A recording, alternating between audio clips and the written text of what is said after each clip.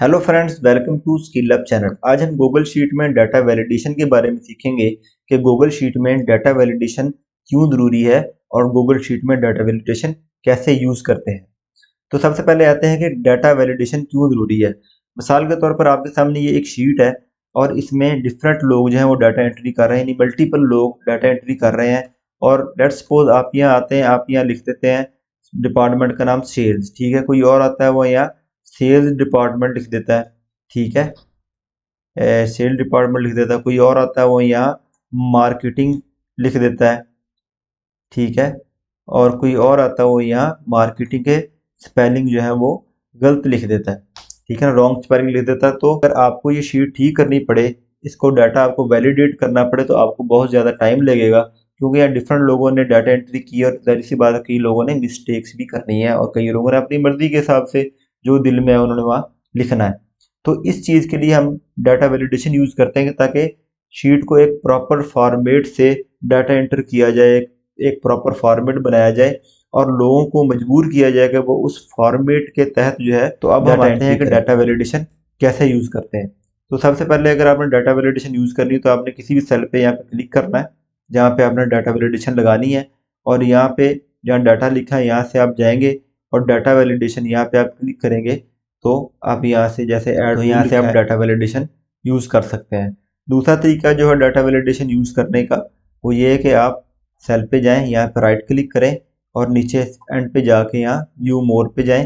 View मोर पे जाके यहाँ से आप डाटा वैलिडेशन का ऑप्शन जो है वो इसको इस्तेमाल कर सकते हैं। तो जब मैंने डाटा वैलिडेशन पे क्लिक किया तो यहाँ ऐड रूल आ गया, तो हम यहाँ रूल सेलेक्ट करेंगे तो डाटा वैलिडेशन हमने कैसे लगानी है। तो जब मैंने ऐड रूल पे किया तो यहाँ सबसे पहले इसने सेल का जो है एड्रेस यहाँ लिख दिया, ठीक है, यहाँ शो कर दिया। उसके बाद यहाँ इसने क्राइटेरिया दिया है।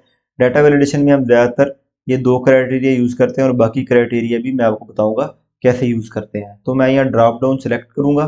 उसके बाद यहाँ ऑप्शन दे रहा है कि आपने कौन कौन से ऑप्शन जो है वो ड्रॉप डाउन में सेलेक्ट करना। तो यहाँ लेट्स सपोज मैं लिख देता हूँ एक सेल्स है, ठीक है। दूसरा मेरे पास ऑप्शन जो है वो मार्केटिंग का है, ठीक है।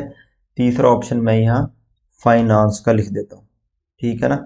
उसके बाद मैं नीचे जाता हूँ, यहाँ मैं एडवांस ऑप्शन पे जाता हूँ। एडवांस ऑप्शन पे मैं ये देखता हूँ कि यहाँ दोस्त ने वैलिड के लिए दिए हैं। मैं पहले शो वार्निंग पे आपको बताता हूँ कि शो वार्निंग क्या चीज़ है। इसको मैं डन करता हूँ, ठीक है। जब मैं इसको डन किया तो आप ये देखें इसने एक ड्रॉप डाउन लिस्ट जो है हमारे पास क्रिएट कर दी है कि आप इसमें से कोई भी आप ऑप्शन जो है वो चूज़ कर सकते हैं। लेकिन इसके अंदर एक चीज़ है, वो ये कि यहाँ मैं अपनी मर्जी से भी कुछ लिख सकता हूँ। लेट्स सपोज मैंने यहाँ सेल लिखा है, तो अगर मैं सेल लिखा तो मैं यहाँ लिख देता हूँ ऑप्शन अगर सेल मौजूद है वो दे देगा। लेकिन अगर मैं यहाँ कुछ और लिख देता हूँ, यहाँ मैंने एंटर किया तो अभी देखिए उसने उसको एज ए इनपुट ले लिया, लेकिन साथ इसने इनवैलिड का हमें वार्निंग भी दे दी है कि ये इनवैलिड है।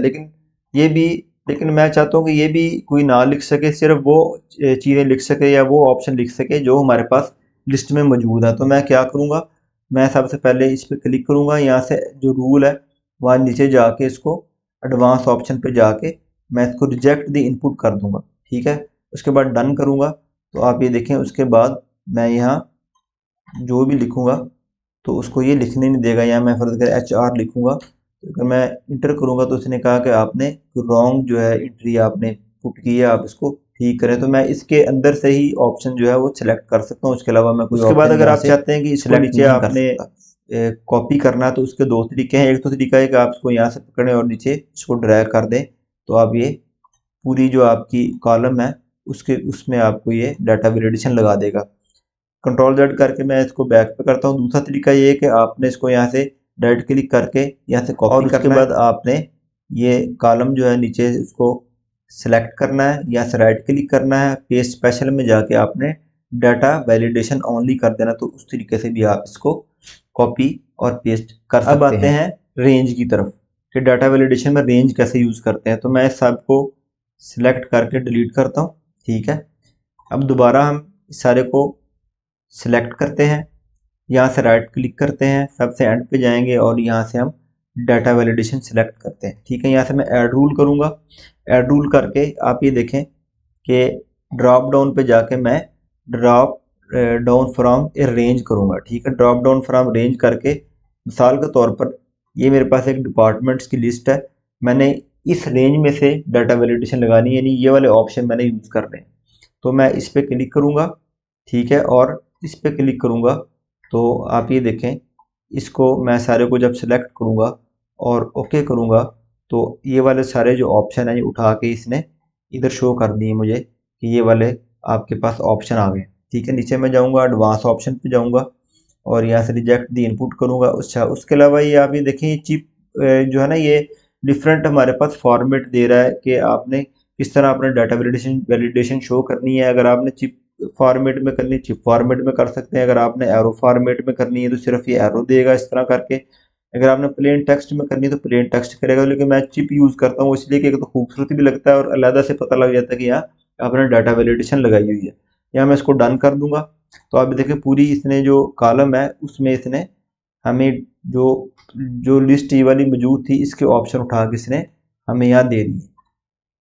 तो डाटा वैलिडेशन अगर आप रेंजेस में यूज़ करनी है तो आप उसको इस तरीके से यूज़ कर सकते हैं। अब ये हमारे पास पोजीशन है, ठीक है, इसके ऊपर मैंने डाटा वैलिडेशन यूज़ करनी है और ये हमारे पास डिफरेंट पोजीशन है। और आप ये देखें कि मेरे पास जो पोजीशन है ये यानी कि इसमें डुप्लीकेट वैल्यूज़ भी हैं, यानी कि जैसे ये असिस्टेंट है, असिस्टेंट यहाँ भी यूज़ हुआ है, इस तरह एनालिस्ट भी यूज़ हुआ है, डिफरेंट जो है वो डुप्लीकेट यूज़ हुए। तो मैं अगर इसको डाटा वैलिडेशन में यूज़ करूँगा तो उसको कैसे करूँगा, तो यहाँ मैं सबसे पहले इसको हाईलाइट करूँगा, इसको राइट क्लिक करूँगा और यहाँ से मैं डाटा वैलिडेशन जो है उसको सिलेक्ट करूँगा। उसके बाद यहाँ मैं ऐड रूल कर दूँगा, ठीक है। ऐड रूल करके मैं इसको यहाँ से ड्रॉप डाउन फ्रॉम रेंज करूँगा और यहाँ मैं इस पर करके और मैं इस सारे को, अब ये देखें मैं नीचे तक इसको मैंने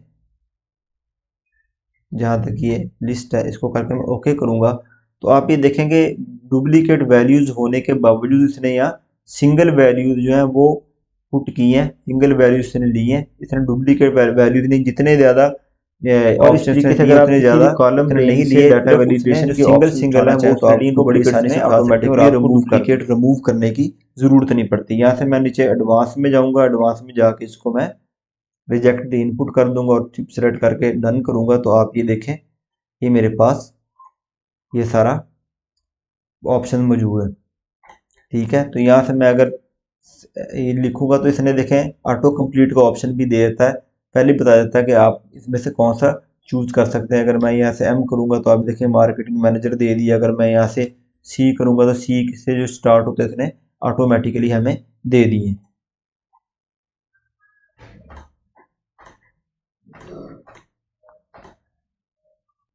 अब आते हैं डाटा वैलिडेशन के बाकी ऑप्शन की तरफ। अभी हमने डेट ऑफ बर्थ डेट लिखनी है, तो बर्थ डेट लिखने के लिए सबसे पहले तो आपने देखना कि आपका फॉर्मेट कौन सा है। जो मेरा फॉर्मेट है उस टाइम यूएस फॉर्मेट है, यूएस फॉर्मेट में आपका जो मंथ है वो पहले आता है, डेट बाद में आती है और ईयर जो है वो सबसे लास्ट में आता है। तो सबसे पहले इसको मैं सिलेक्ट करूँगा, यहाँ से मैं राइट क्लिक करके इसको डाटा वैलिडेशन पे जाऊँगा और यहाँ से ऐड रूल कर दूंगा, ठीक है। यहाँ से जब मैं ऐड रूल करूँगा उसके बाद यहाँ ड्रॉप डाउन से मैं सिलेक्ट करूँगा डेट, इज़ वैलिड डेट, ठीक है ना। इज़ वैलिड डेट जो है वो मैं इसलिए सिलेक्ट करूँगा ताकि अगर कोई और आके गलत डेट जो है या गलत फॉर्मेट डेट का पुट करता है तो उसकी वो एंट्री जो है वो ना हो सके, सिर्फ वैलिड डेट ही पुट हो सके।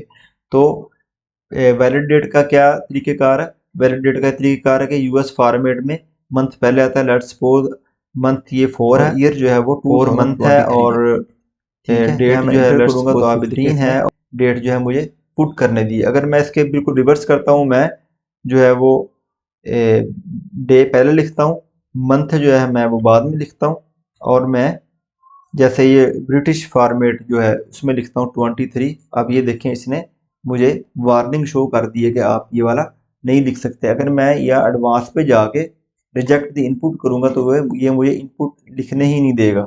मैं दोबारा यहाँ मैं दोबारा लिखता हूँ 1504। तो आप ये देखिए इसने हमें वार्निंग दे दी है, अब इसने हमें वो जो रॉन्ग डेट है वो इंटर नहीं करने दी। तो इस तरीके से आप अगर डेट की डाटा वैलिडेशन लगाना चाहते हैं तो आप इस तरीके से लगा सकते हैं। इसके अलावा ईमेल का ऑप्शन है, ईमेल के लिए भी मैं आपको बताता हूँ उसको। ईमेल का जो ऑप्शन हम वो डाटा वैलिडेशन के लिए यूज़ करेंगे। यहाँ से मैं ऐड रूल करूँगा, add rule is valid email, ठीक है, इज़ वैलिड ईमेल, और यहाँ से नीचे जाकर मैं रिजेक्ट द इनपुट करके डन करूँगा। तो यहाँ फर्ज करें मैंने यहाँ ईमेल लिखी है info@abc.com, ठीक है। तो ये देखें, ये इसने मुझे इंटर करने दिया, लेकिन अगर मैं ये लिखूंगा इस तरह info@abc और मैं डॉट अगर नहीं लगाऊंगा करूंगा तो आप ये देखिए इसने हमें एरर दे देना। इसने हमें कहा है कि आपने गलती इंटर किया, आप इसको ठीक करें। तो उसने यहाँ उसको शो भी नहीं किया। तो इस तरीके से आप जो है ईमेल की डाटा वैलिडेशन कर सकते हैं। अब आ जाते हैं सैलरी की तरफ। सैलरी जो आपको पता है कि हमेशा नंबर फॉर्मेट में होती है, और सैलरी हमेशा जो है वो पॉजिटिव फॉर्मेट में होती है, पॉजिटिव नंबर में होती है, नेगेटिव नंबर्स में सैलरी नहीं होती। तो इसके लिए मैं क्या करूँगा, यहाँ से डाटा वैलिडेशन लगाऊंगा और यहाँ ऐड रूल करेंगे। ऐड रूल करके यहाँ से ड्रॉप डाउन में जाके सैलरी के लिए मैं लिखेंगे ग्रेटर देन का जो ऑप्शन है वो यूज करूंगा, ग्रेटर देन 0, ठीक है ना। नहीं, सैलरी जो है वो ग्रेटर देन 0 होगी और पॉजिटिव वैल्यू होगी, या उसके अलावा आप कोई नंबर के अलावा कोई आप डाटा जो है वो आप यहाँ पुट नहीं कर सकते। यहाँ से मैं रिजेक्ट इनपुट करूंगा और मैं इसको डन करूंगा। तो आप ये देखें, यहाँ मैं लेट्स सपोज यहाँ कोई भी नंबर मैं लिख देता हूँ तो वो ये इसको पुट करने देगा, ठीक है ना। यहाँ मैं छोटा नंबर भी लिखूंगा तो उसको भी पुट करने देगा, लेकिन अगर मैं यहाँ नेगेटिव वैल्यू लिखूंगा तो वो इसको जो है पुट नहीं करने देगा, एंटर नहीं करने देगा। इसी तरह अगर मैं यहाँ कोई अल्फ़ाबेटिकली वैल्यू लिखूंगा तो वो इसको भी यहाँ पुट नहीं करने देगा। तो अगर आपने सैलरी पर डाटा वैलिडेशन लगानी है तो आपने ग्रेटर देन यूज़ करना है, ग्रेटर देन 0। तो आप सैलरी पे इस तरीके से बिल्कुल सही डाटा वैलिडेशन लगा सकते हैं। इसी तरह नाम है, नाम के ऊपर कोई ऐसा रूल नहीं होता क्योंकि लोगों के डिफरेंट नेम वगैरह होते हैं। तो आप नाम के ऊपर इधर कोई डाटा वैलिडेशन लगाने की जरूरत तो नहीं है, लेकिन अगर आप चाहें तो नाम के ऊपर नोट वगैरह लिख सकते हैं कि इसको आप नाम को कैसे लिखना है। जैसे फर्स्ट नेम और लास्ट नेम का जो फॉर्मेट होता है वो आप जो है वो जैसे मैं नाम के ऊपर लिखा है नेम के ऊपर लगा सकते हैं। आप लिखें first name plus last name, ठीक है ना। तो ये आपने यहाँ लिख दिया। तो यहाँ आप जो भी इस पे माउस लेके आएगा तो उसको पता चल जाएगा यहाँ फर्स्ट नेम और लास्ट नेम जो है इस फॉर्मेट में आपने लिखना है। अब आते हैं वेरीफाई की तरफ। तो हमने सारे डाटा को अगर वेरीफाई करना है तो यहाँ भी हम डाटा वैलिडेशन लगाएंगे। यहाँ मैं इस सारे को सिलेक्ट किया है, राइट क्लिक किया है और यहाँ मैं डाटा वैलिडेशन सिलेक्ट किया है, ऐड रूल करूँगा और इसके बाद आप ये देखें यहाँ से मैं चेक बॉक्स जो है ना ये इसको मैं चेक बॉक्स को हम अपनी मर्जी की वैल्यू भी दे सकते हैं। यहाँ मैं यूज़ कस्टम वैल्यूज करूँगा। यहाँ जो चेक्ड वैल्यू उसका मतलब होगा वेरीफाइड, इंफॉर्मेशन जो है आपकी वेरीफाइड हो गई है, और यह जो फॉल्स वैल्यू और जो फॉल्स वैल्यू होगी उसका होगा अनवेरीफाइड, ठीक है। उसके बाद आप यहाँ जाए रिजेक्ट इनपुट करें और इसको आप डन कर दें। तो आप ये देखें यहाँ अगर आप इस पर क्लिक करेंगे तो यह वेरीफाइड हो जाएगा, जिस पे क्लिक नहीं है वो अनवेरीफाइड है। अगर आप इस पर फिर क्लिक करेंगे ये फिर वेरीफाइड हो जाएगा। और अगर आप चाहते हैं सामने लिखा भी है कि ये वेरीफाइड है कि अनवेरीफाइड है तो आप इस तरह करें, आप यहाँ फार्मूला लिखें इज इक्वल टू और इस पर क्लिक करें और प्रेस करें और इसको आप इस तरह आप नीचे कर दें तो आप ये देखें ये वेरीफाइड आ जाएगा। इसको आप नीचे ड्रॉप डाउन करें, अगर आप इसको क्लिक करेंगे तो जो चेक होते जाएंगे वो वेरीफाइड होते जाएंगे। तो दोस्तों ये तरीका है डाटा वैलिडेशन का कि आप अगर गूगल शीट में डाटा वैलिडेशन यूज़ करना चाहते हैं और डाटा एंट्री का एक फॉर्मेट सेट करना चाहते हैं तो आप उम्मीद है कि आपको डाटा वैलिडेशन का जो लेक्चर है ये समझ आ गया होगा। नेक्स्ट लेक्चर में हम मिलेंगे गूगल शीट के नए फीचर के साथ। अपना ख्याल रखिएगा। बहुत बहुत शुक्रिया।